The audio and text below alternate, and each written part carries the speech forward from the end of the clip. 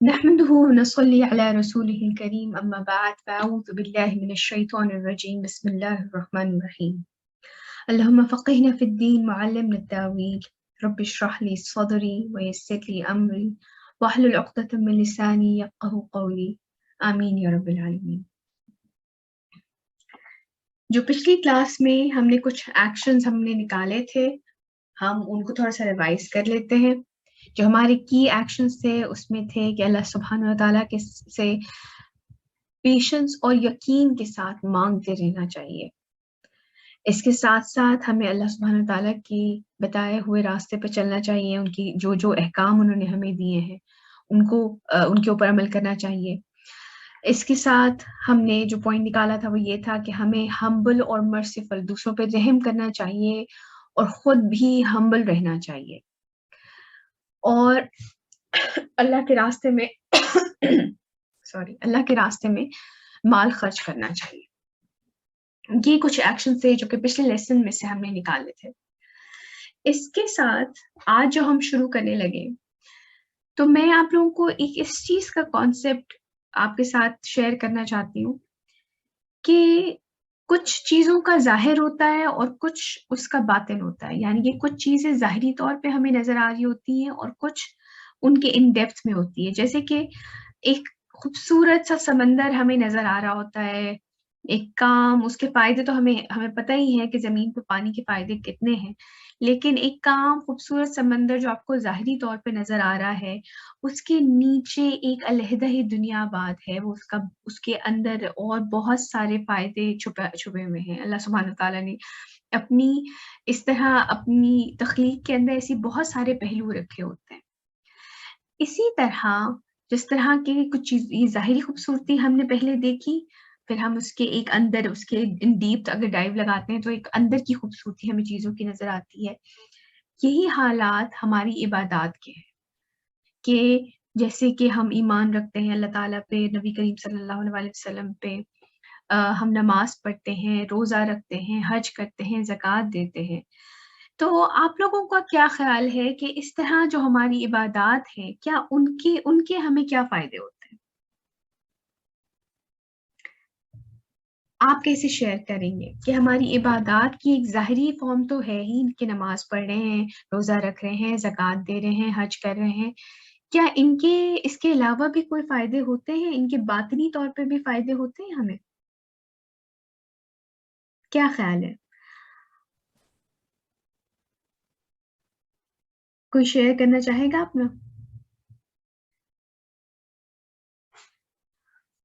جس طرح ہر چیز پہ ظاہری ایک فائدہ ہمیں نظر آتا ہے، اسی طرح ہماری عبادات کے ہمیں اندرونی طور پہ بھی فائدے ہوتے ہیں۔ اس کے فزیکل بینیفٹس بھی ہوتے ہیں، اس کے روحانی فائدے بھی ہوتے ہیں، سائیکولوجیکل بینیفٹس ہوتے ہیں، ہمیں اس سے اطاعت سکھائی جاتی ہے۔ صبر، جیسے جب روزہ رکھتے ہیں تو ہمیں صبر سکھایا جاتا ہے، یا ایون نماز پڑھتے ہیں تو ہمیں یہ پتا ہوتا ہے کہ ہم جو بھی اپنے ذہن میں اپنا دنیا کا سب سے ضروری کام کر رہے ہیں، ایک وقت پہ آ کر ہمیں اسے چھوڑنا ہے اور ہمیں اللہ سبحانہ وتعالیٰ کی طرف حاضری دینی ہے۔ فزیکل بینیفٹس ہم جانتے ہیں کہ روزے کی پچھلی کلاس میں بھی ہم نے پڑھے تھے، اس کے فزیکل بینیفٹس بہت ہیں، نماز کے فزیکل بینیفٹس بہت ہیں۔ اسی طرح یہ جو سجدہ ہے یہ ہمیں انڈیپینڈنس سکھاتا ہے، ہمیں دنیاوی غلامی سے نجات دیتا ہے۔ جب آپ اللہ سبحانہ وتعالیٰ کی غلامی میں آتے ہیں تو آپ باقی دنیا کی غلامی سے نجات پاتے ہیں۔ اسی طرح تو ہمارے جو ظاہری بینیفٹ ہوتے ہیں کسی بھی عبادت کے، اس کے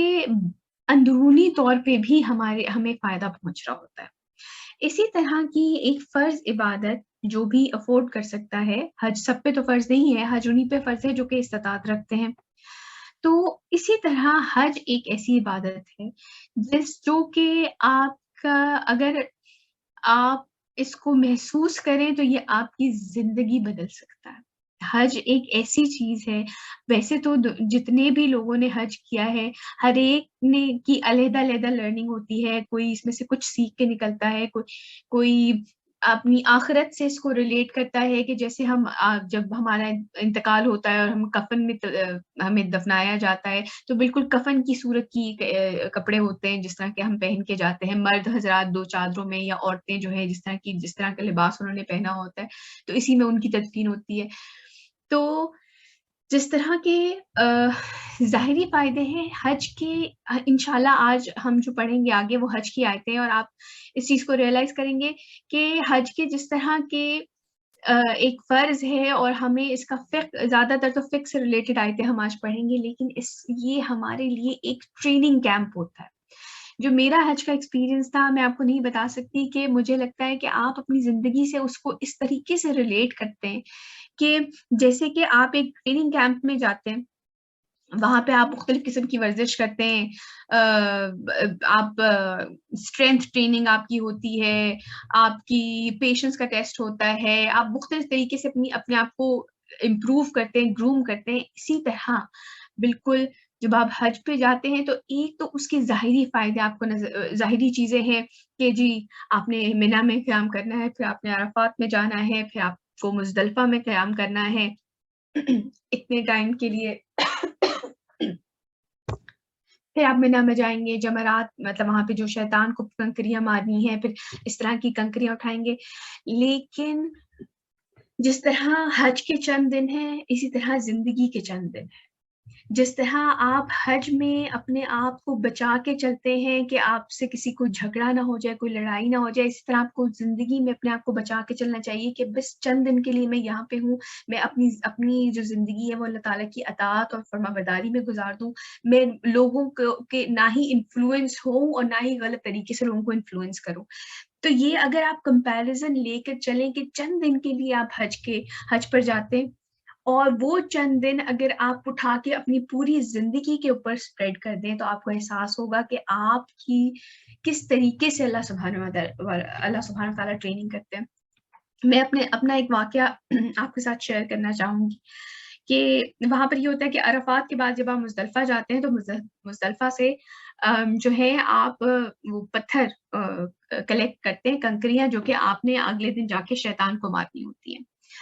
تو مجھے ابھی بھی یاد ہے کہ وہ رات کا وقت تھا، مزدلفہ میں ہم لوگ تھے، تو ہم سے کہا گیا کہ اب جو بھی گروپ لیڈرز وغیرہ ہوتے ہیں انہوں نے ہمیں بتایا کہ آپ یہاں سے جو ہے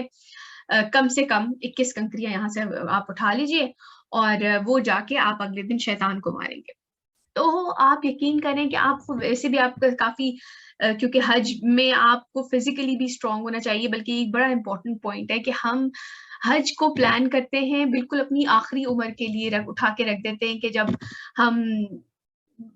انلیس کہ خدا نخواستہ کسی کو واقعی کوئی فزیکل چیلنج نہ ہو یا کوئی فائنینشیل پرابلم نہ ہو، اگر افورڈ کر سکتے ہیں تو جتنی جلدی ہو سکے حج پہ جانا چاہیے، جتنی ینگ ایج میں جا سکیں آپ کو حج پہ جانا چاہیے، بجائے اس کے کہ آپ بڑھاپے میں جب آپ کو آپ تمام سوچتے ہیں، لوگ سوچتے ہیں کہ ہم اپنے تمام کاموں سے فارغ ہو جائیں، پڑھائی ہو گئی، شادی ہو گئی، بچے ہو گئے، بچوں کی پڑھائی ہو گئی، بچوں کی شادیاں ہو گئی، اپنا ایک گھر بن گیا ہے، چلو اب تمام کاموں سے ہم فارغ ہو گئے، اب ہمیں حج پہ جانا چاہیے۔ ایسا نہیں ہے، حج ایک بالغ انسان کے اوپر فرض ہو جاتا ہے، اور جب بھی آپ اس قابل ہو جائیں کہ آپ اپنے حج کا خرچہ اٹھا سکیں، آپ کو یہ جرنی خود اپنے پیروں پہ لینی چاہیے، ورنہ موسٹلی ظاہر سی بات ہے جب ایک عمر کے بعد آپ حج کرتے ہیں تو آپ کی صحت بھی جواب دے چکی ہوتی ہے، یا تو پھر بچے آپ کو ویل چیئرز پہ کروا رہے ہوتے ہیں، یا آپ کیوں کسی کے اوپر ڈپینڈنٹ ہو، آپ کے اوپر آپ میں جب خود جان ہے، ہمت ہے، آپ جائیں حج پہ اور اس کو ایکسپیرینس کریں۔ تو خیر جب ہم مزدلفہ میں تھے اور پھر ہم کنکریاں اٹھا رہے تھے تو آپ کافی تھک بھی چکے ہوتے ہیں، کیونکہ آپ کو عرفات میں بھی پھر مزدلفہ میں بھی کافی پیدل بھی چلنا پڑتا ہے آپ کو۔ تو مجھے یاد ہے کہ میں کافی تھکی ہوئی تھی اور میں وہاں سے جب کنکریاں اٹھا رہی تھی، اور آپ یہ سوچیں کہ وہ کنکریاں جو تھی وہ باہر انہوں نے وہ باتھ روم سے بنائے ہوئے تھے، تو ان باتھ رومس کے باہر ہم بیٹھے ہوئے ہیں، وہاں پہ لوگ آ جا رہے ہیں واش رومز میں بھی، بالکل اس کے پاس ہی ہم، اندھیرا کیونکہ تھا تو موبائل کی لائٹ ہم نے جلائی ہوئی اور ہم کنکریاں اٹھا رہے ہیں، اور میں سوچ رہی کیا اللہ، بے شک کہ آپ نے ہمیں یہ ایک حج کا رکن دیا ہے کہ ہمیں یہ اکٹھے کرنا ہے اور ہمیں کنکریاں مارنی ہے، تو مجھے اس کی حکمت بھی ضرور بتائیں۔ اللہ سبحانہ تعالیٰ سے نا بالکل ڈائریکٹ ہو کے دعا کیا کرے۔ تو میں یہ دعا مانگ رہی اور مجھے واقعی میں کچھ سمجھ نہیں آ رہا کیونکہ میں شدید تھکی ہوئی تھی اور میں پتھر اٹھا رہی تھی۔ تو آپ یقین کریں کہ اللہ سبحانہ تعالیٰ نے میرے دل میں اس وقت یہ خیال ڈالا کہ اصل میں جو ہم اپنی زندگیوں میں یہ چیزیں جمع کرتے ہیں نا، کہ بڑے سے بڑا گھر ہو، بڑے سے بڑی گاڑی ہو، بہترین ایکسپینسو کپڑے ہوں، بہترین قسم کا میک اپ، موٹے موٹے سونے کے کڑے ہوں یا اس طرح کی جو بھی ہماری خواہشات، یا فلاں ڈگری مل جائے اور فلاں یونیورسٹی میں اور فلاں جگہ میری شادی ہو جائے، ہم اصل میں یہ دنیا کی حقیقت اللہ سبحانہ وتعالیٰ کے سامنے ان کنکریوں جیسی ہے، جو کہ بعد میں ہم بڑے وہ اس وقت تو بڑے اس سے جمع کرتے ہیں اور جا کے پھر شیطان کے منہ پہ مار کے آتے ہیں۔ تو اور صرف یہی نہیں، اس طرح کی بہت ساری چیزیں جو کہ آپ اپنی عبادات میں ایکسپیرینس کرتے ہیں، انہیں آپ اپنی زندگی پہ اپلائی کر کے دیکھا کریں۔ یہ ایک زندگی بدل دینے والا ایکسپیرینس ہے۔ میں ضرور کہوں گی جو بھی افورڈ کر سکتا ہے اس کو ضرور حج پہ ینگ ایج میں جانا چاہیے، تاکہ وہ ایکسپیرینس کرے، وہ خود چلے، اپنے پیروں پہ حج کرے اور اپنے پورے ہوش و حواس میں کرے، تاکہ وہ پھر اپنی باقی زندگی میں اس چیز کو اپلائی کر سکے۔ تو ضرور آپ لوگ حج کے یہ کیسے آیتیں اب ہماری انشاءاللہ آ رہی ہیں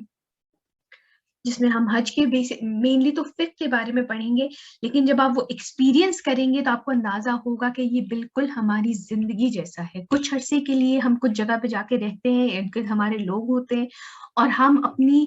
منیمل چیزوں کے اندر پوری وہ ٹائم گزارتے ہیں اور اپنے آپ کو بچا کے رکھتے ہیں ہر قسم کے فتنے اور جھگڑے سے۔ تو اسٹارٹ کرتے ہیں۔ بسم اللہ۔ وَأَتِمُّوا الْحَجَّ وَالْعُمْرَةَ لِلَّهِ فَإِنْ أُحْصِرْتُمْ فَمَا اسْتَيْسَرَ مِنَ الْهَدْيِ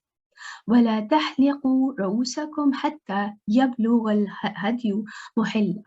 فَمَنْ كَانَ مِنْكُمْ مَرِيضًا أَوْ بِهِ أَذًى مِنْ رَأْسِهِ فَفِدْيَةٌ مِنْ صِيَامٍ أَوْ صَدَقَةٍ أَوْ نُسُكٍ۔ اور حج اور عمرہ مکمل کرو اللہ کے لیے، پھر اگر تمہیں گھیر لیا جائے تو جو کوئی بھی قربانی میسر ہو وہ پیش کر دو، اور اپنے سر اس وقت تک نہ منڈواؤ، یعنی کہ جو حلقہ پورا کرواتے کہ پورے سر کے بال اتروائے جاتے ہیں، جب تک کہ قربانی اپنی جگہ نہ پہنچ جائے۔ پھر جو کوئی تم میں سے بیمار ہو یا اس کے سر میں کوئی تکلیف ہو تو وہ فدیے کے طور پہ روزے رکھے یا صدقہ دے یا قربانی کرے۔ یہ آیات جو تھیں یہ 6 ہجری میں نازل ہوئی تھی، جب صلح حدیبیہ کا موقع تھا اور مسلمان حج کرنے کے لیے آئے تھے۔ تقریباً کچھ 1400 مسلمان تھے رسول اللہ صلی اللہ علیہ وسلم کے ساتھ، اور انہیں روک دیا گیا تھا کہ وہ اس سال حج نہیں کر سکتے، تو وہ اگلے سال حج کریں گے۔ اگلے سال حج کی اجازت ملی تھی، اور پھر 10 سال کی ان کے درمیان ایک ٹریٹی سائن ہو گئی تھی، ایک صلح سائن ہو گئی تھی کہ نہ پھر کیا آپس میں کوئی جھگڑا اور وہ بھی نہیں ہوگا، اور اس میں کافی اس کے کچھ پوائنٹس تھے۔ تو یہ اس زمانے کی آیات ہے۔ فَإِذَا أَمِنْتُمْ فَمَنْ تَمَتَّعَ بِالْعُمْرَةِ إِلَى الْحَجِّ فَمَا اسْتَيْسَرَ مِنَ الْهَدْيِ فَمَنْ لَمْ يَجِدْ فَصِيَامُ 3 أَيَّامٍ فِي الْحَجِّ و7 إِذَا رَجَعْتُمْ تِلْكَ 10 كَامِلَةٌ ذَلِكَ لِمَنْ لَمْ يَكُنْ أَهْلُهُ حَاضِرُ الْمَسْجِدِ الْحَرَامِ وَاتَّقُوا اللَّهَ وَاعْلَمُوا أَنَّ اللَّهَ شَدِيدُ الْعِقَابِ۔ پھر جب تمہیں امن حاصل ہو اور تم سیدھے بیت اللہ پہنچ سکتے ہو تو جو کوئی بھی فائدہ اٹھائے عمرے کا حج سے قبل تو وہ قربانی پیش کرے۔ یہ تمتع اور افراد اور قران یہ 3 ٹائپس آف حج ہیں، تو اس میں سے ایک کے بارے میں بات ہے۔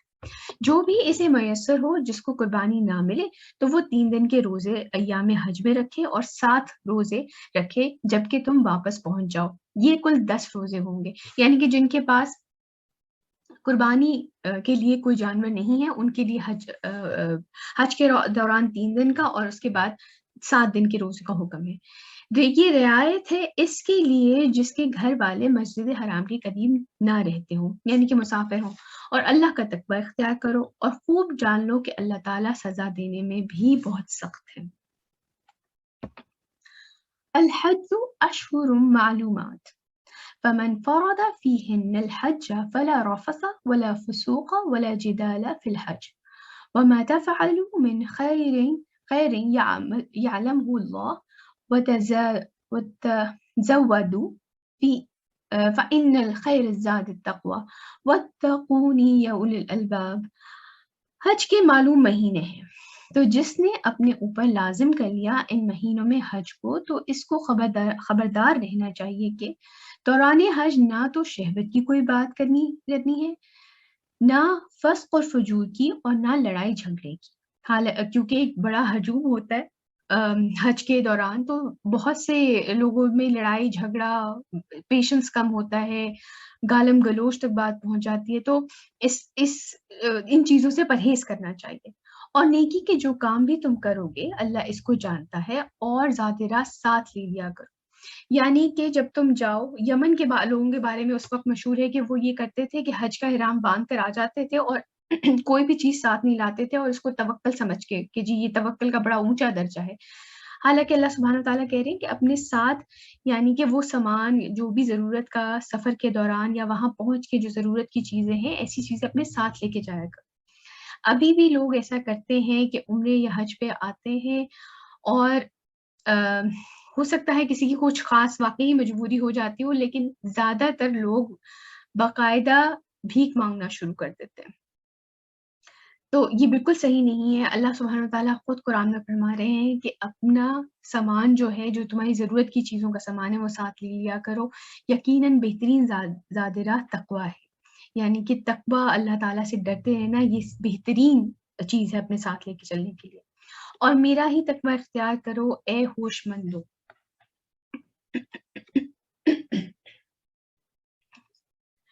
ليس عليكم جناح أن تبتغوا فضلا من ربكم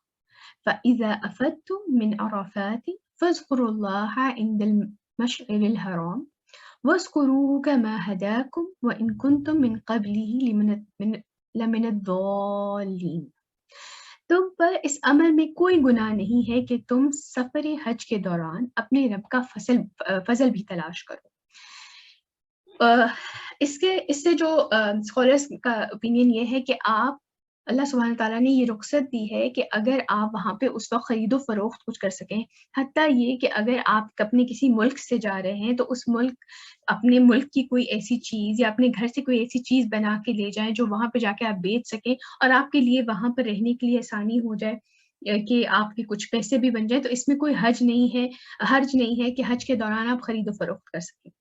بس جب تم عرفات سے واپس لوٹو، یعنی کہ جب آپ نے عرفات میں قیام کر لیا، عرفات ایک جگہ کا نام ہے جو حج کے دوران آپ وہاں قیام کرتے دن پورا گزارتے، اور حدیث شریف میں آتا ہے کہ عرفات حج ہے، یعنی کہ جس نے عرفات میں قیام کیا اس کا حج ہو جاتا ہے۔ باقی تمام جو ارکان حج کے ہیں اس کے لیے دم دیا جا سکتا ہے اگر آپ سے کوئی کوتاہی، کوئی غلطی، کوئی کمی بیشی ہو گئی ہے، لیکن اگر عرفات آپ نے نہیں کیا تو پھر آپ کا حج نہیں ہے۔ یہ عرفات کا قیام ضروری ہوتا ہے اس جگہ پر۔ جب تم عرفات سے واپس لوٹو تو اللہ کو یاد کرو معشر الحرام، یعنی کہ مزدلفہ کے نزدیک، اور یاد کرو اسے جیسے کہ اس نے تمہیں ہدایت کی ہے، اور یقیناً اس سے پہلے تو تم گمراہ لوگوں میں سے تھے، یعنی کہ پہلے لوگوں نے اپنے ہی طریقے عبادت کے جو کفار مکہ نے تخلیق کر لیے تھے۔ تو اللہ سبحانہ تعالیٰ نے جس طریقے سے بتایا ہے، رسول اللہ صلی اللہ علیہ وسلم نے جس طریقے سے ہمیں حج کے طریقے کرنے کے لیے بتائے ہیں، اس طریقے سے حج کرو۔ ثم افیضوا من حیث افاد الناس واستغفروا اللہ ان اللہ غفور رحیم۔ پھر تم بھی وہیں سے پلٹو جہاں سے سب لوگ پلٹتے ہیں، اور اللہ سے استغفار کرتے رہو، یقیناً اللہ بخشنے والا، رحم فرمانے والا۔ مکہ کے جو لوگ تھے ان کا یہ ایک یقین تھا کہ ہم کیونکہ اللہ کے گھر والے ہیں، ہم مکن ہیں، تو ہمیں جو ہے وہ مزدلفہ میں قیام کرتے تھے، وہ عرفات تک نہیں جاتے تھے۔ لیکن رسول اللہ صلی اللہ علیہ وسلم عرفات میں قیام بھی کیا، مزدلفہ میں بھی آپ نے رات گزاری، تو آپ نے تمام پورے طریقے سے حج کی جو ارکان تھے پورے کرنے سکھائے۔ تو اللہ سبحانہ تعالیٰ ان سے کہہ رہی ہے کہ تمہارے لیے کوئی اسپیشل طریقہ نہیں ہے، وہی طریقہ ہے، پھر تم بھی وہیں سے پلٹو جہاں سے سب لوگ پلٹتے ہیں، اسی طریقے سے رسول اللہ صلی اللہ علیہ وسلم کی سنت پہ حج کرو۔ فَإِذَا قَضَيْتُم مَنَاسِكَكُمْ فَاذْكُرُوا اللَّهَ كَذِكْرِكُمْ آبَاءَكُمْ أَوْ أَشَدَّ ذِكْرًا فَمِنَ النَّاسِ مَن يَقُولُ رَبَّنَا آتِنَا فِي الدُّنْيَا وَمَا لَهُ فِي الْآخِرَةِ مِنْ خَلَاقٍ۔ اور جب تم اپنے مناسک حج ادا کر چکو تو اب اللہ کا ذکر کرو جیسے کہ تم اپنے آباء و اجداد کا ذکر کرتے ہو۔ عربوں میں یہ چیز بہت زیادہ کامن تھی کہ وہ اپنی شاعری میں اور اپنی قصوں میں، کہانیوں میں بیٹھ کے اپنے آباء و اجداد کے ان کے قصوں کو، ان کی فتوحات کو بڑا سیلیبریٹ کر کے ذکر کیا کرتے تھے۔ تو اللہ سبحانہ تعالیٰ کہہ رہے ہیں کہ اب اللہ کا ذکر کرو جیسے کہ تم اپنے آباء و اجداد کا ذکر کرتے رہے ہو، بلکہ اس سے بھی زیادہ شد و مد کے ساتھ اللہ کا ذکر کیا کرو۔ لوگوں میں سے وہ بھی ہیں جو یہی کہتے رہتے ہیں کہ اے ہمارے رب ہمیں دنیا ہی میں دے دے، اور ایسے لوگوں کے لیے آخرت میں کوئی حصہ نہیں۔ یعنی کہ آپ اپنی دنیاوی زندگی کی ضروریات کے بارے میں ہی اللہ سبحانہ تعالیٰ سے مانگتے رہیں کہ بس یہ فلاں چیز ہمیں مل جائے، اور ادھر ایڈمیشن مل جائے، اور یہ فلاں جگہ شادی ہو جائے، اور فلاں جگہ ہم جا سکیں، اور یہاں پہ گھر مل جائے، اور ایسی گاڑی میں۔ صرف دنیاوی زندگی کے بارے میں نہیں مانگنا چاہیے۔ آپ کا کیا خیال ہے؟ ہمیں کیا پھر دنیا کے بارے میں بالکل بھی نہیں مانگنا چاہیے؟ دونوں کے لیے مانگنا چاہیے، دنیا اور آخرت۔ بالکل بالکل صحیح کہا تو آپ نے۔ آگے اللہ سبحانہ تعالیٰ ہمیں یہی سکھا رہے ہیں، وَمِنْهُ مَن يَقُولُ رَبَّنَا آتِنَا فِي الدُّنْيَا حَسَنَةً وَفِي الْآخِرَةِ حَسَنَةً وَقِنَا عَذَابَ النَّارِ۔ اور ان میں سے وہ بھی ہیں جو یہ کہتے ہیں کہ پروردگار ہمیں اس دنیا میں بھی خیر عطا فرمائے اور آخرت میں بھی خیر عطا فرمائے، اور ہمیں بچا لے آگ کے عذاب سے۔ بلکہ جب میں یہ پڑھ رہی تھی تو ایک حدیث میں آتا ہے کہ ایک دفعہ رسول اللہ صلی اللہ علیہ وسلم ایک شخص کی عیادت کے لیے گئے، تو وہ بہت ہی کمزور اور لاغر ہو چکے تھے بیماری سے۔ تو آپ نے ان سے فرمایا کہ تم کوئی خاص دعا کیا کرتے تھے؟ تو انہوں نے کہا کہ میں اللہ تعالیٰ سے کہتا تھا کہ مجھے آخرت میں عذاب نہ دیجیے گا، مجھے جو آخرت میں دینا ہے وہ مجھے دنیا میں عذاب دے دے۔ تو رسول اللہ صلی اللہ علیہ وسلم نے فرمایا، اللہ اکبر، کس میں اتنی طاقت ہے کہ وہ اللہ کا عذاب سہ سکے؟ تم نے یہ کیوں نہیں مانگا کہ ربنا آتنا فی الدنیا حسنۃ وفی الآخرۃ حسنۃ وقنا عذاب النار؟ آپ نے ان کو اس دعا کی تلقین کی کہ تم دنیا کی بھی خیر مانگو اور آخرت کی بھی خیر مانگو۔ تو انہوں نے خیر یہ دعا پڑھنی شروع ہوئی اور وہ صحت یاب ہونا شروع ہو گئے۔ اولئک لہم نصیب مما کسبوا واللہ سریع الحساب۔ انہی لوگوں کے لیے حصہ ہوگا اس میں سے جو انہوں نے کمایا، اور اللہ جلد حساب چکانے والا ہے۔ وَاذْكُرُوا اللَّهَ فِي أَيَّامٍ مَّعْدُودَاتٍ فَمَن تَعَجَّلَ فِي يَوْمَيْنِ فَلَا إِثْمَ عَلَيْهِ وَمَن تَأَخَّرَ فَلَا إِثْمَ عَلَيْهِ لمن اتقى واتقوا الله وَاعْلَمُوا أَنَّكُمْ إِلَيْهِ تُحْشَرُونَ۔ اور ذکر کرو اللہ کا گنتی کے چند دنوں میں، یعنی کہ 11، 12، 13 ذی الحج کا ہے۔ حج عرفہ جو ہے 9 تاریخ کو ہوتا ہے، پھر 10، 11، 12، 13 آپ وہاں پر رہتے، لیکن اللہ سبحانہ تعالیٰ اس میں بھی آسانی کر رہے ہیں، تو جو کوئی 2 دن ہی میں جلدی سے واپس آ جائے تو اس پر کوئی گناہ نہیں، اور جو پیچھے رہے تو اس پر بھی کوئی گناہ نہیں، بشرطے وہ تقوی اختیار کرے، اور اللہ کا تقوی اختیار کرو اور خوب جان رکھو کہ یقیناً تمہیں اسی کی جانب جمع کر دیا جائے گا۔ آپ بار بار یہ چیز نوٹس کریں کہ اللہ سبحانہ وتعالیٰ اپنا تقوی اختیار کرنے کے بارے میں کتنا کہہ رہے ہیں، کیونکہ حج ایک ایسا موقع ہے کہ جس میں آپ اپنے گھر سے دور ہوتے ہیں، آپ کے پاس اپنا تمام سامان ضرورت تو خیر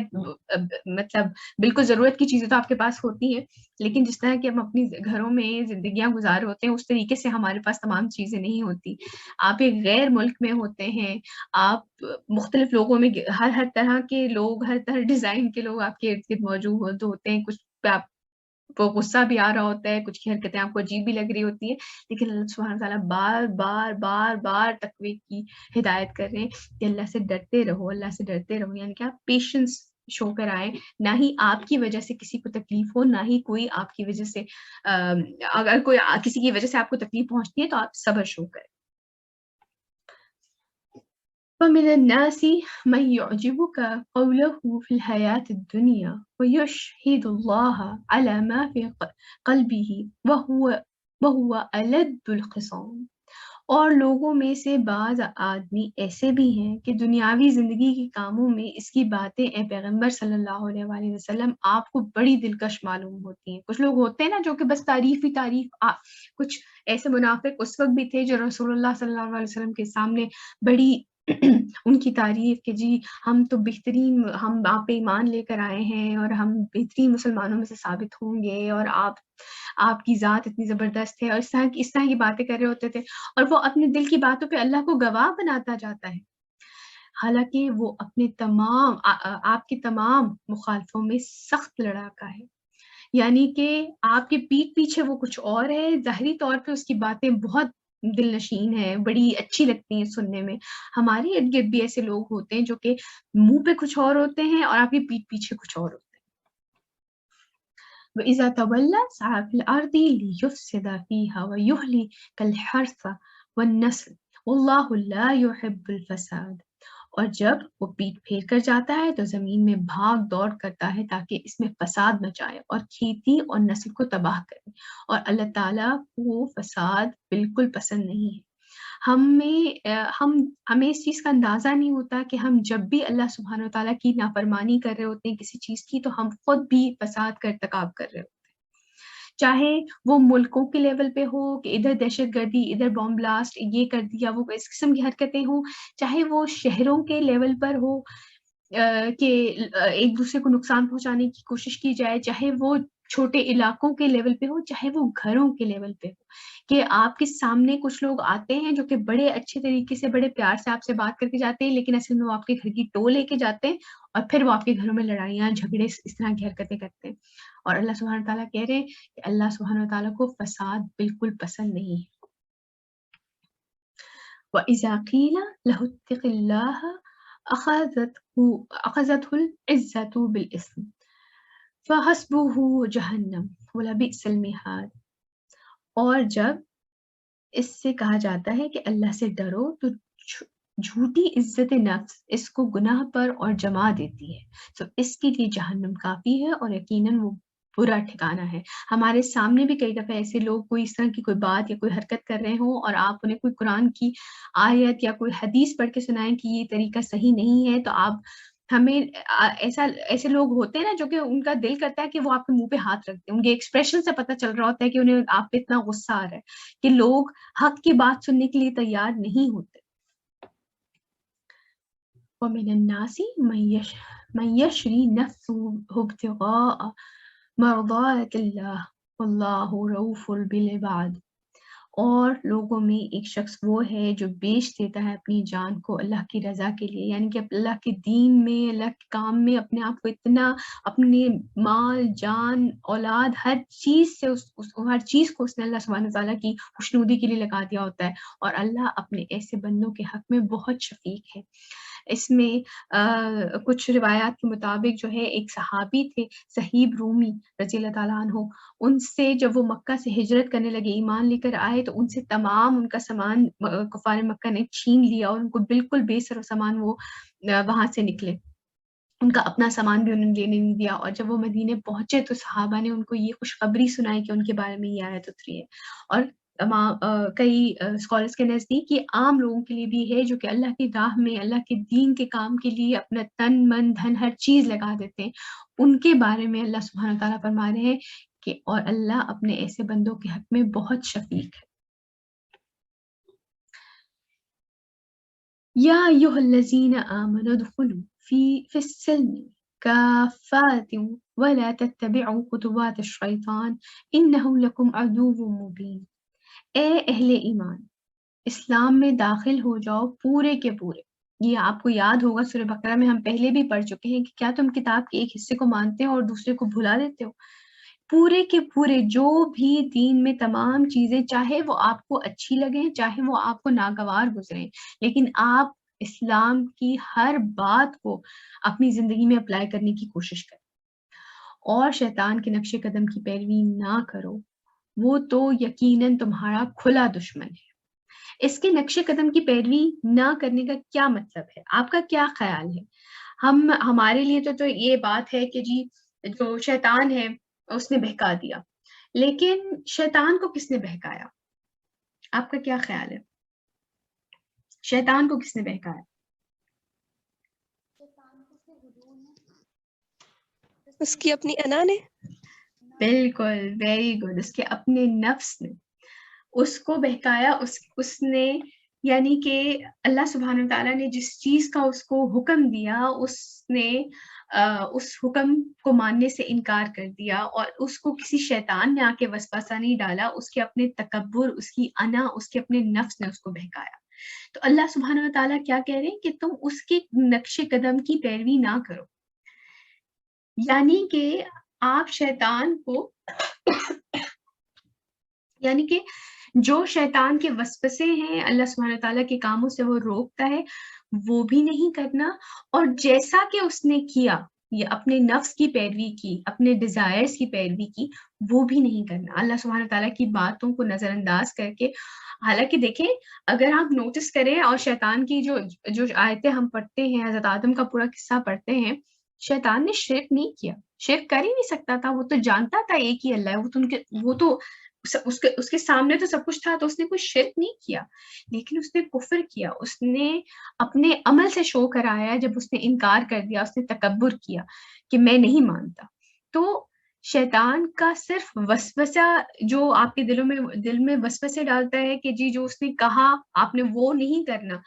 نہ صرف کہ وہ نہیں کرنا بلکہ جس طرح اس نے کیا آپ نے ویسے بھی نہیں کرنا، یعنی کہ اپنے ڈیزائرز کی، اپنے نفس کی پیروی نہیں کرنی،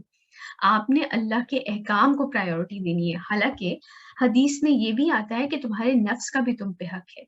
یہ جو آسانیاں آپ کو دین دیتا ہے وہ سر آنکھوں پہ لینی چاہیے، لیکن جہاں پر دین اور آپ کی اپنی خواہش کا آمنا سامنا ہو جائے، وہاں پہ ہر حال میں دین کو پرائیورٹائز کرنا ہے، آپ نے دین کو فوقیت دینی ہے، یہ نہیں سوچنا یہ کہ اچھا میرا دل تو یہ کر رہا ہے چلو اس دفعہ کر لیتے ہیں، ان چیزوں کے پیچھے نہیں جانا۔ اچھا بیٹے اذان ہو گئی ہے، ہم ایک پاز لیتے ہیں۔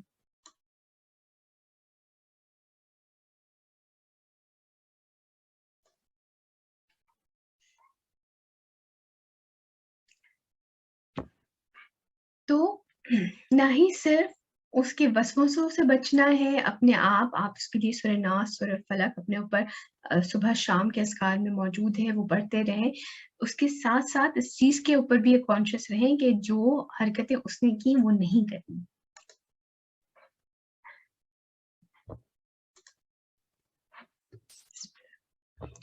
فَإِن زَلَلْتُم مِّن بَعْدِ مَا جَاءَتْكُمُ الْبَيِّنَاتُ فَاعْلَمُوا أَنَّ اللَّهَ عَزِيزٌ حَكِيمٌ، پھر اگر تم پھسل گئے اس کے بعد بھی کہ تمہارے پاس یہ واضح تعلیم آ چکی ہے، تو جان لو کہ اللہ تعالیٰ زبردست ہے، حکمت والے ہیں۔ اس میں مجھے ایک حدیث یاد آئی جس میں رسول اللہ صلی اللہ علیہ وسلم نے ایک دو اپنے صحابہ کے ساتھ بیٹھے ہوئے تھے، اور آپ نے ایک لکیر کھینچی اور آپ نے کہا یہ جو سیدھا راستہ ہے یہ اللہ کا راستہ ہے، اور اس کے بعد آپ نے اس کے سائڈز پہ اور لکیریں کھینچی اور آپ نے کہا کہ یہ باقی جو پگڈنڈیاں جو راستے نکل رہے ہیں ان پہ شیطان بیٹھا ہوا ہے اور یہ اس کی طرف لے کے جاتی ہے۔ تو اللہ سبحانہ تعالیٰ کا ایک سیدھا راستہ ہے، وہ ہے جو کہ اس قرآن اور حدیث سے ہمیں پتہ چلتا ہے۔ اس کے علاوہ اگر کوئی بھی چیزیں آپ کو پتہ چلتی ہیں کہ جی فلاں کام کرنا چاہیے اور فلاں مزار پہ جانا چاہیے اور فلاں طریقے سے یہ کرنا چاہیے، تو اگر وہی بات ہے جو کام بھی قرآن اور سنت سے ثابت ہے وہی سیدھا راستہ ہے، اس کے علاوہ اور کوئی نہیں۔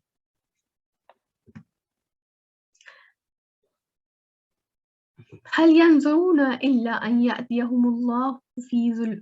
ظلال من الغمام والملائكة وقضي الأمر وإلى الله ترجع الأمور، کیا یہ اسی کا انتظار کر رہے ہیں کہ آ جائے ان پر اللہ تعالیٰ بادلوں کے سائبانوں میں اور فرشتے اور فیصلہ چکا دیا جائے، یعنی کہ قیامت کے دن کا جو ہے وہ منظر کھینچا جا رہا ہے۔ انشاءاللہ آگے جا کے بھی ہم یہ چیز پڑھیں گے کہ اللہ سبحانہ تعالیٰ کا تخت لایا جائے گا اور فرشتے جو ہیں وہ قطار در قطار اتر رہے ہوں گے، تو اللہ سبحانہ تعالیٰ کہہ رہے ہیں کہ کیا یہ اس دن کا انتظار کر رہے ہیں کہ قیامت آ جائے۔ یعنی کہ جب آپ یہ دیکھیں کہ جس دن قیامت آ گئی اس دن تو معاملہ سارا ہر چیز سب کے سامنے آ گئی، اللہ سبحانہ تعالیٰ آ گئے، فرشتے سب کچھ آپ کے سامنے آ گیا، وہ دن تو اس دن قائم ہو گیا۔ جو بھی ایمان ہے وہ تو ایمان ابھی جو ٹیسٹ ہے ہمارا وہ تو ایمان بالغیب کے معاملے میں ہے کہ آپ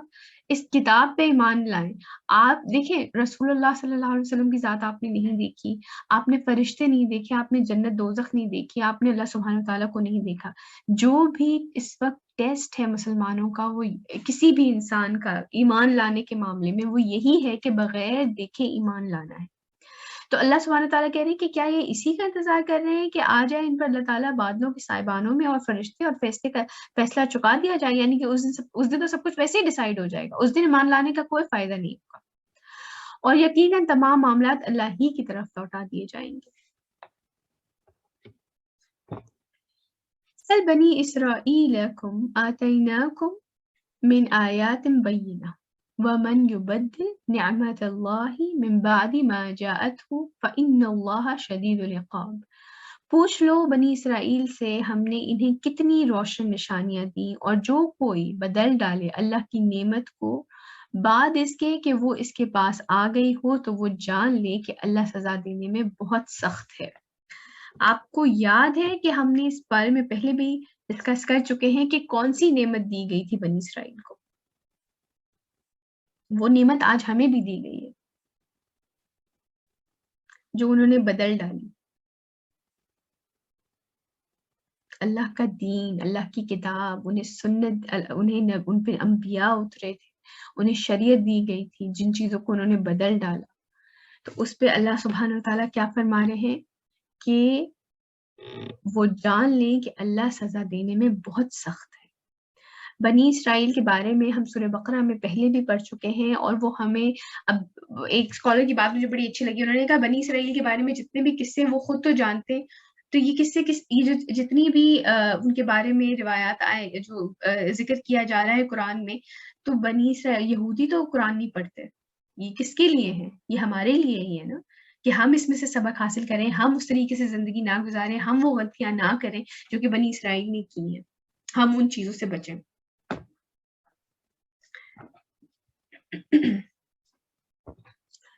زين للذين كفروا حياة الدنيا ويسخرون من الذين آمنوا والذين اتقوا فوقهم يوم القيامة والله يرزق من يشاء بغير حساب. ان کافروں کے لیے دنیا کی زندگی بڑی مزین کر دی گئی ہے، یعنی کہ بہت بیوٹیفائی، بڑا خوبصورت کر کے دنیا کی زندگی کو دکھایا گیا ہے. یہاں کی آسائشیں، نعمتیں، خوبصورتیاں، ان لوگوں کے لیے اس چیز کو بیوٹیفائی کر دیا گیا ہے. جیسے کہ حدیث میں ہم پہلے بھی پڑھ چکے ہیں کہ دنیا مومن کے لیے قید خانہ ہے اور نان بلیور کے لیے باغ ہے. تو اللہ سبحانہ تعالیٰ کہہ رہے ہیں کہ ان کافروں کے لیے دنیا کی زندگی بڑی مزین کر دی گئی ہے، بڑی بیوٹیفائی، بڑی خوبصورت کر کے دکھائی گئی، اور وہ مذاق اڑاتے ہیں اہل ایمان کا، یعنی کہ جو ایمان لانے والے ہیں ان کا وہ مذاق اڑاتے ہیں کہ یہ تو بغیر دیکھے پہ ایمان لے کر آتے ہیں، جو ان کا نبی کہتا ہے وہ کرتے ہیں. اور جن لوگوں نے تقوی کی روش اختیار کی تھی، قیامت کے دن وہ ان کے اوپر ہوں گے. آگے بلکہ ایک جگہ ہم پڑھیں گے کہ اس دن جس طرح یہ ان کا مذاق اڑاتے ہیں دنیا میں، اس طرح جو ایمان والے ہیں وہ ان کا مذاق اڑائیں گے اس سے. اور اللہ تعالیٰ رزق عطا فرمائے گا جس کو چاہے گا بے حساب. کان الناس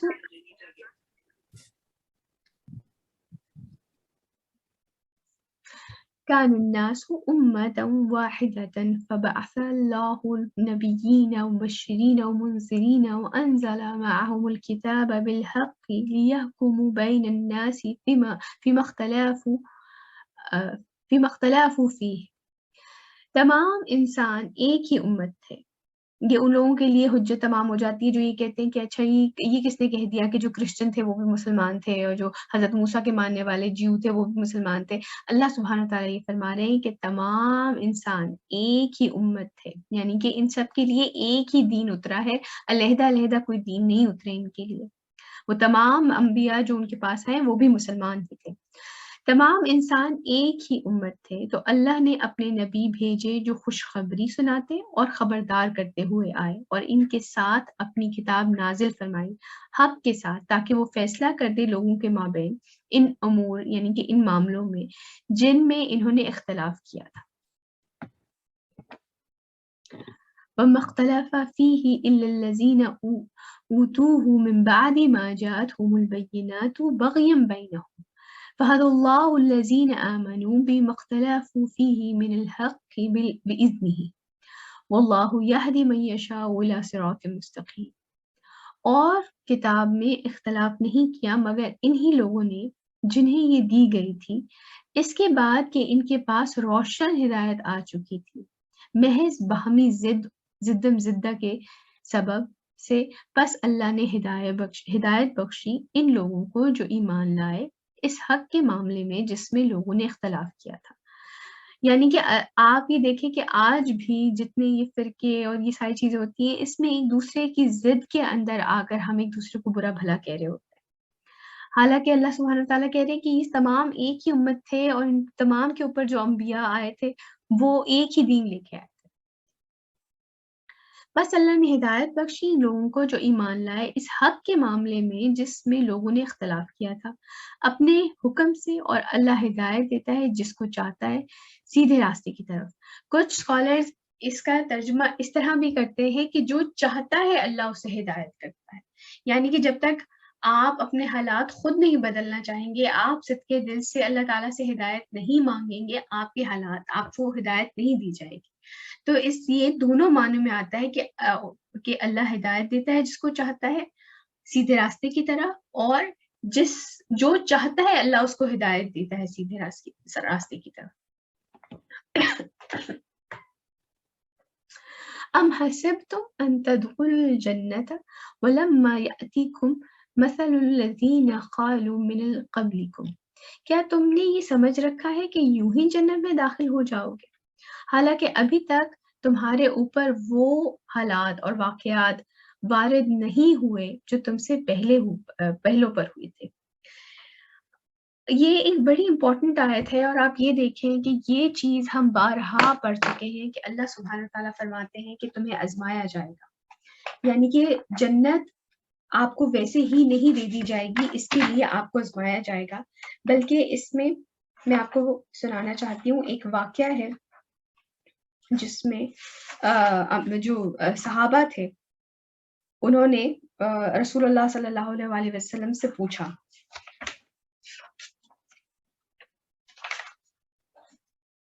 مومن کی آزمائش ضروری ہوتی ہے؟ تو اس میں ایک جگہ واقعہ آتا ہے کہ صحابہ کرام رضی اللہ تعالیٰ نے رسول اللہ صلی اللہ علیہ وسلم سے درخواست کی کہ آپ ہمارے لیے اللہ سے مدد کی دعا کیوں نہیں مانگتے؟ آپ صلی اللہ علیہ وسلم نے فرمایا، تم سے پہلے لوگوں کو اس طرح آزمایا جاتا تھا کہ ان کے سر پر آرا رکھ کر درمیان سے 2 ٹکڑے کر دیے جاتے تھے، مگر یہ کڑی آزمائش بھی انہیں ان کے ایمان سے ہٹا نہ سکی۔ لوہے کی دھار والی کنگھیوں سے ان کا گوشت نوچ لیا جاتا تھا، مگر وہ اللہ کے بندے اپنے دین پر پھر بھی قائم رہتے تھے۔ پھر آپ صلی اللہ علیہ وسلم نے یہ آیت تلاوت فرمائی، کیا لوگوں نے یہ گمان کر دیا ہے کہ وہ ایمان لانے کے بعد ایسے ہی چھوڑ دیے جائیں گے اور ان کی آزمائش نہیں ہوگی؟ ہم تم سے پہلے ایمان لانے والوں کو بھی آزمایا تھا، ان قریب اللہ ایمان میں جھوٹے لوگوں اور ایمان میں سچے لوگوں کو بھی جان لے گا۔ یہ سورہ عنکبوت کی آیت ہے۔ تو ہمارے اوپر جو بھی آزمائشیں آتی ہیں یہ ہمارے ٹیسٹ کا پارٹ ہے، یہ چاہے ہمیں پسند آئے یا نہ آئے، جنت اگر چاہیے تو ہمیں آزمایا جائے گا، ہمیں پرکھا جائے گا۔ آپ حضرت ابراہیم کی آزمائش دیکھیں کہ جس طرح کی آزمائشیں ان کی لی گئی، انہیں ٹیسٹ کیا گیا کہ وہ ایمان میں کہاں سٹینڈ کرتے ہیں، اور وہ ہر ایک آزمائش میں کامیاب ہوئے۔ تو ہم اپنی زندگیاں جیسے گزار رہے ہیں، ہمارے اوپر کیا آزمائشیں نہیں آئیں گی؟ اللہ سبحانہ تعالیٰ کہتے ہیں کہ میں تمہیں جان سے، مال سے، اولاد کے سے، پھلوں کے نقصان سے، ہر چیز سے، خوف سے، ہر چیز سے تمہیں آزماؤں گا۔ تو انسان کو، بندہ مومن کو ثابت قدم رہنا چاہیے، اور ہر چیز میں اللہ سبحانہ تعالیٰ کی حکمت ہوتی ہے۔ تو کبھی بھی اس شک میں نہ پڑے کہ شاید اللہ تعالیٰ میرے سے پیار نہیں کرتے ہیں، یا وہ مجھے آزما رہے ہیں، یا ہمارے اوپر یہ آزمائش آ گئی ہے، یہ مصیبت آ گئی ہے تو یہ ہمارے اوپر کوئی بہت بری کوئی عذاب آ گیا ہے۔ حالانکہ ہم یہ جانتے ہیں کہ انبیاء کے اوپر بھی آزمائشیں آئی ہیں۔ تو اسی لیے اور اللہ سبحانہ وتعالیٰ آپ یہ دیکھیں یہ تو ایک اوپن بک ٹیسٹ کی طرح ہے. اللہ سبحانہ وتعالیٰ کئی بار ہم پہلے بھی سورہ بقرہ میں ہی میں یہ چیز پڑھ چکے ہیں کہ کیا تم نہیں یہ چیز پڑھ چکے ہیں کہ تمہیں آزمایا جائے گا. اور یہاں پہ بھی اللہ سبحانہ وتعالیٰ یہی فرما رہے ہیں کہ کیا تم نے سمجھ رکھا ہے کہ یوں ہی جنت میں داخل ہو جاؤ گے، حالانکہ ابھی تک تمہارے اوپر وہ حالات اور واقعات وارد نہیں ہوئے جو تم سے پہلوں پر ہوئے تھے. مستهم البأساء والضراء وزلزلوا حتى يقول الرسول والذين آمنوا معه متى نصر الله ألا إن نصر الله قریب.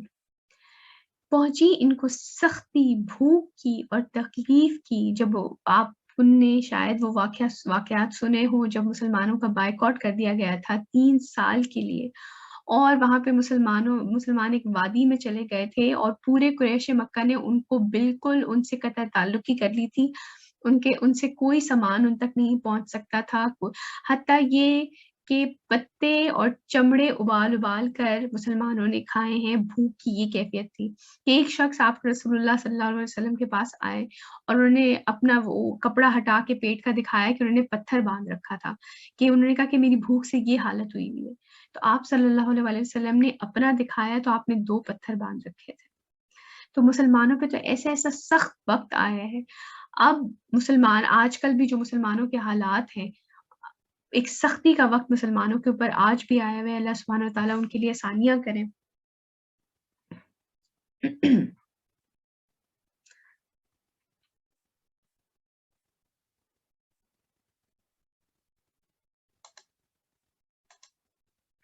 آپ لوگ میری آواز سن سکتے ہیں؟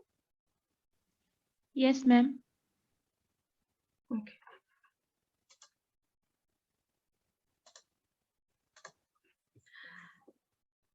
پہنچی ان کو سختیاں بھوک کی اور تکلیف کی،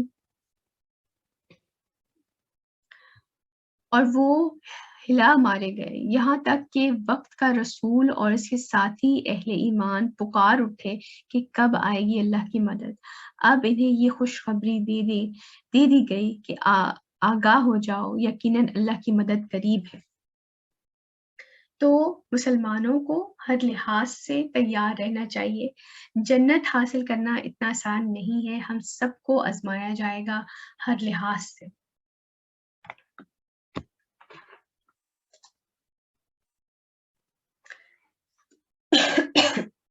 سوری. يسألونك ماذا ينفقون قل ما أنفقتم من خير فللوالدين والأقربين واليتامى والمساكين وابن السبيل وما تفعلوا من خير فإن الله به عليم. یہ آپ صلی اللہ علیہ وآلہ وسلم سے پوچھتے ہیں کہ کیا خرچ کریں. کہہ دیجئے جو بھی تم خرچ کرو مال اور اسباب میں سے تو والدین، رشتہ داروں، یتیموں، مسکینوں اور مسافروں کے لیے خرچ کرو، اور جو خیر بھی تم کماؤ گے اللہ اس سے اچھی طرح باخبر ہے. آپ کو یاد ہوگا آیت بر میں بھی اسی طریقے سے اللہ سبحانہ تعالیٰ نے فرمایا ہے کہ سب سے پہلے والدین کا حق ہے، آپ کے قریبی رشتہ دار بہن بھائیوں کا حق ہے، یتیموں کا حق ہے، مسکینوں کا حق ہے، مسافروں کا حق ہے آپ کے مال میں، ان کے اوپر خرچ کریں. ایک حدیث میں رسول اللہ صلی اللہ علیہ وسلم نے خاص کر کہا کہ پہلے ماں کا، پھر باپ کا، پھر بہن کا، پھر بھائی کا، اور پھر مطلب باقی کے رشتہ دار، اور پھر یتیم اور مسکین اور مسافر، تو ان پہ خرچ کرنا چاہیے. تو اللہ سبحانہ تعالیٰ یہاں پہ بھی یہی فرما رہے ہیں کہ آپ سے پوچھتے ہیں کہ کیا خرچ کریں، مطلب جو بھی آپ کے پاس ہے ان میں سے آپ کہاں خرچ کریں. کہہ دیجئے جو بھی تم خرچ کرو مال و اسباب میں سے تو والدین، رشتہ داروں، یتیموں، مسکینوں اور مسافروں کے لیے خرچ کرو، اور جو خیر بھی تم کماؤ گے اللہ اس سے اچھی طرح باخبر. تو آج کے ہم کی ایکشن دیکھتے ہیں کہ سب سے پہلی بات جو کہ ہم نے حج کے بارے میں بھی پڑھی کہ اس کی جو خوبصورتی ہے ہماری عبادات کی، اس کا باطن کو سمجھنے کی کوشش کریں کہ وہ ہمارے لیے کیا خیر لے کر آتے ہیں. ایک تو ظاہری تو ہے ہی، ایک فرض چیز ہمارے لیے کر دی گئی ہے، لیکن اس کے ساتھ ساتھ کہ اس کی انر بیوٹی بھی کیا ہے. شیطان کے نقش قدم پہ مت چلیں، چاہے وہ اس کے وسوسے ہوں، چاہے وہ اس کا طریقہ ہو، دونوں چیزیں سے دور رہیں. اللہ سبحانہ وتعالیٰ ہمیں بارہا بتا چکے کہ یہ ہمارا کھلا دشمن ہے. اور مسلمانوں کو آزمایا جائے گا، ہم سب کو آزمایا جائے گا، جنت پانا اتنا آسان نہیں ہے، اس لیے ثابت قدم رہیں اور یہ جان لیں کہ یہ تو چیز اللہ سبحانہ و تعالیٰ ہمیں بتا چکے کہ ہمیں آزمایا جائے گا۔ سبحانک اللہم و بحمدک اشہد ان لا الہ الا انت استغفرک و اتوب الیک۔